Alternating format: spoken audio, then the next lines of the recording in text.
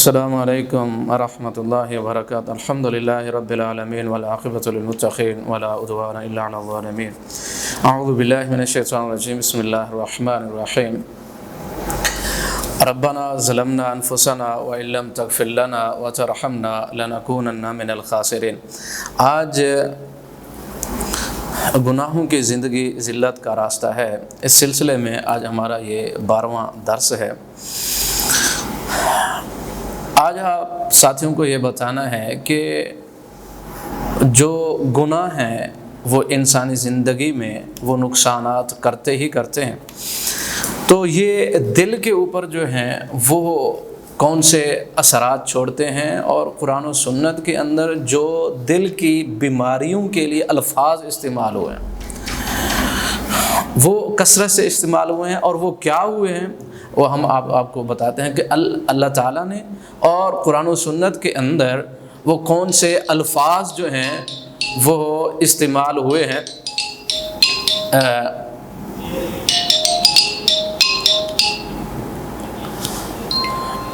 قرآن و سنت کے اندر جو ہیں وہ الفاظ جو استعمال ہوئے ہیں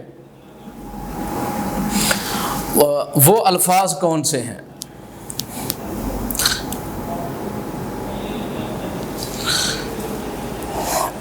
نمبر 1، السلام علیکم ورحمۃ اللہ وبرکاتہ۔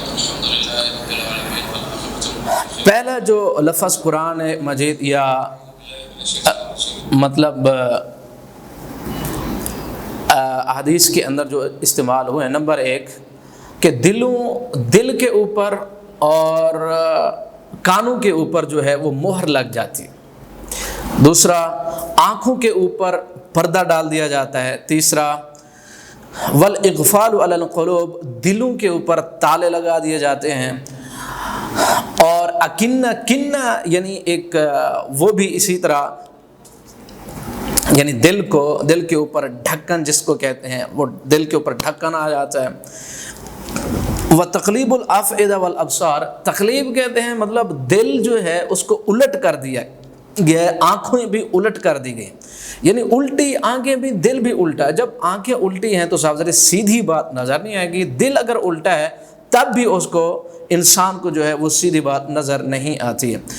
اور ایک اور چیز کہ جو قرآن و سنت کے اندر جو الفاظ استعمال ہوئے ہیں، یعنی انسان اور اس کے دل کے درمیان کوئی چیز حائل ہو چکی ہے، رکاوٹ ہے، پردہ ہے، اب اس کو جو ہے وہ دوسری چیزیں وہ نظر نہیں آئیں گی۔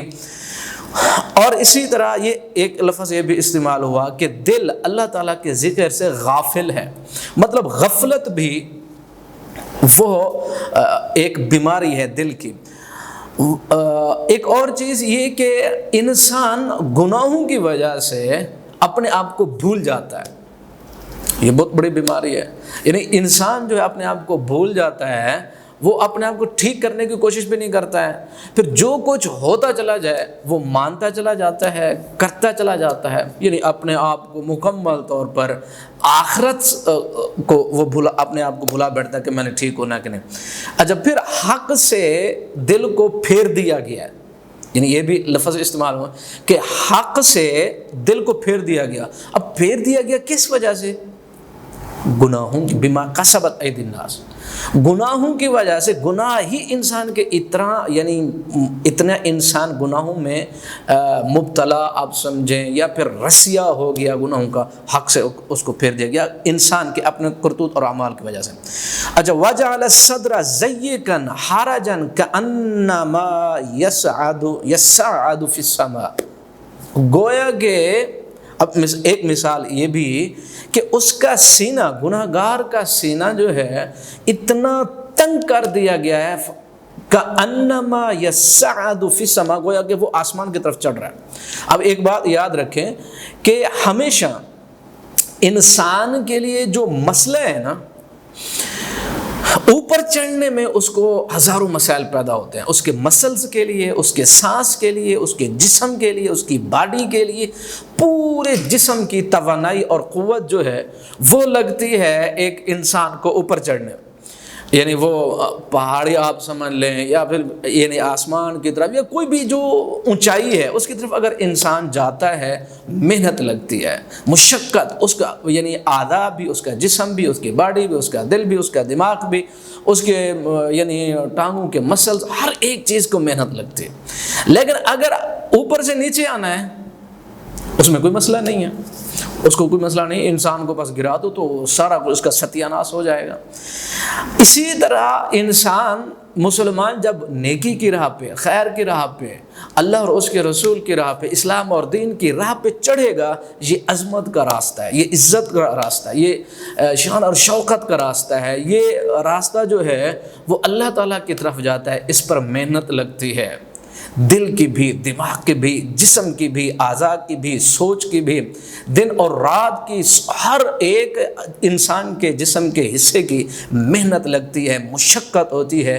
انسان اپنے آپ سے جیتتا ہے، پھر جا کے قد افلح من زکا، پھر اوپر کی چڑھائی، پھر خیر کی طرف یعنی بلندیوں کو، عظمتوں کو، شان اور شوکت کو جاتا ہے۔ لیکن اس سے پہلے اس کو یہ سارے منازل طے کرنا ہے، محنت اور مشقت ہوتی ہے۔ لیکن اگر ذلت اور رسوائی کا راستہ اختیار کرنا تو اس میں کوئی محنت نہیں ہے، کوئی محنت نہیں ہے۔ تو دل کے لیے یہ استعمال وجعل الصدر ضيقا حرج، وہ تنگی جو ہے، تو پھر تنگی اتنی گناہوں کی وجہ سے اتنی اس کا دل دماغ تنگ ہو جاتا ہے تو نیکی کی طرف جائے گا، اس کو ایسے پتہ چلتا ہے جیسے میں پہاڑی کے اوپر چڑھنا ہے مجھے، یعنی خیر کے راستے پہ جانا ہے، اس کو ایسے لگتا ہے جیسے میں نے پہاڑ کو سر کرنا ہے۔ اللہ اور اس کے رسول کے راستے پہ چلنے، احکام ماننا، لیل و نہار، صبح شام، اللہ تعالیٰ، اللہ کے رسول کے احکام ماننا، اس کو ایسے لگتا ہے جیسے میں نے پہاڑ کو سر کرنا ہے۔ لیکن گناہ اگر کرنے تو مسئلہ نہیں۔ اچھا، پھر اسی طرح ایک اور لفظ استعمال ہوئے ہیں کہ مرض جو ہے وہ بڑھتا چلا جاتا ہے، جو مرض بڑھتا چلا جاتا ہے۔ آپ یاد رکھیں کہ گناہ صغیرہ بھی ہوتے ہیں، کبیرہ بھی ہوتے ہیں، لیکن اگر انسان گناہوں کا عادی ہو، صغائر کا، صغیرہ گناہوں کا، وہ صغیرہ نہیں رہتے۔ جس طرح سلف صالحین ارشاد فرماتے ہیں کہ پہاڑ جو بنتا ہے وہ کنکریوں سے بنتا ہے۔ ایک ایک کنکری اکٹھی ہوتی، جمع ہوتے پہاڑ، اور پھر پہاڑ اسی طرح لکڑیوں سے بھی تشبیہ دی گئی کہ وہ اتنی لکڑیاں جو ہیں وہ جمع ہو جائیں، گناہ جمع ہوتے جب ان کو آگ لگیں تو تباہی و بربادی۔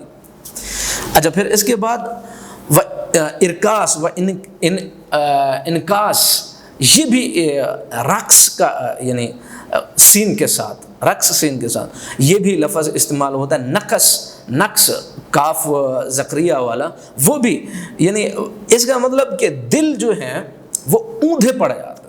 اب دل الٹا ہے، جب الٹا ہے تو اس کو کوئی بات سمجھ آنے والی نہیں ہے۔ اچھا، امام احمد بن حنبل رحمۃ اللہ علیہ حضرت حذیفہ بن یمان رضی اللہ تعالیٰ عنہ سے فرماتے ہیں کہ دل 4 قسم کے ہیں۔ نمبر 1، ایسا دل جو بالکل پاک، صاف، مشفع، صاف اور شفاف، اور یعنی صاف اور ستھرا اور اجلا، یہ جو دل ہے یہ مومن کا دل ہے۔ نہ کوئی گمراہیوں سے متاثر، نہ شان و شوکت سے متاثر، نہ فتنوں سے متاثر اور مبتلا، نہ وقت اور زمانے کی گمراہیوں اور فتنوں اور اندھیروں کے اندر وہ اپنی زندگی اور اطمینان سکون تلاش کرتا ہے۔ ایک ایسا صاف اور ستھرا اور مشفع اور اجلا جو ہے یہ دل، یہ مسلمان اور مومن کا۔ اچھا، دوسرا جو ہے وہ دل جو غلافوں کے اندر لپٹا ہوا ہے، یہ کافر کا دل ہے، جس کے پاس حق اور سچ کو کوئی راستہ نہیں جانتا ہے۔ پھر تیسرا دل جو ہے وہ منافق کا ہے، جو الٹا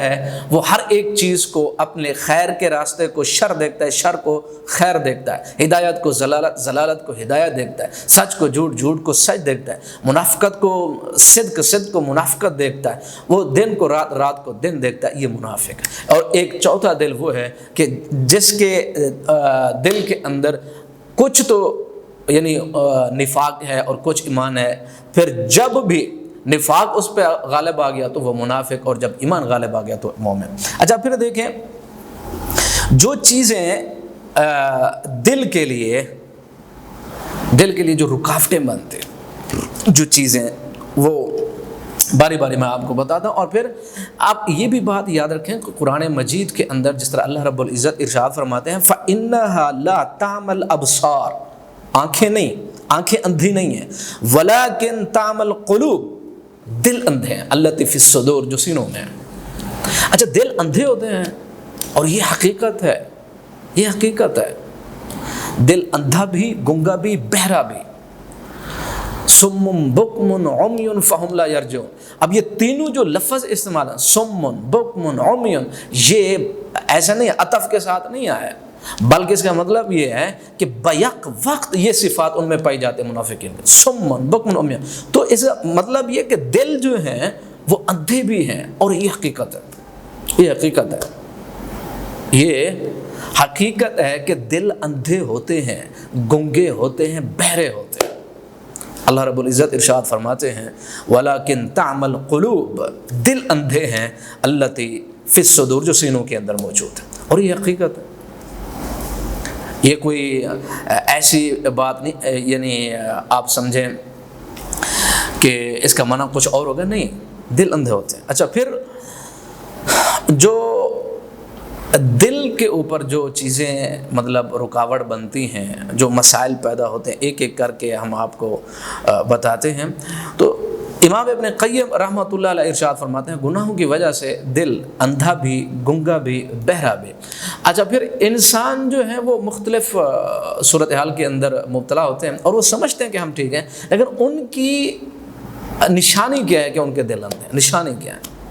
فلاں کا دل صحیح ہے، فلاں کا دل جو ہے وہ بیمار، مریض، امراض، بیماریوں کا شکار ہے. کیا امام ابن قیم رحمۃ اللہ علیہ ارشاد فرماتے ہیں جن کے دل صاف ہیں، جن کے دل ایمان سے منور ہیں، جن کے دل جو ہے اللہ اور اس کے رسول کی بات اور اطاعت کرنے والے ہیں، ان کے دل آپ دیکھیں کہ ان کی روٹین، ان کے شب و روز، ان کے جذبات، ان کے شوق اور رغبتیں اور ان کی محبتیں وہ کہاں ہیں اور کہاں جا کر ان کو سکون اطمینان ملتا ہے، کس سوسائٹی، کس دوستی اور کن لوگوں کے اندر جا کر وہ سکون، اطمینان اور لذت محسوس کرتے ہیں.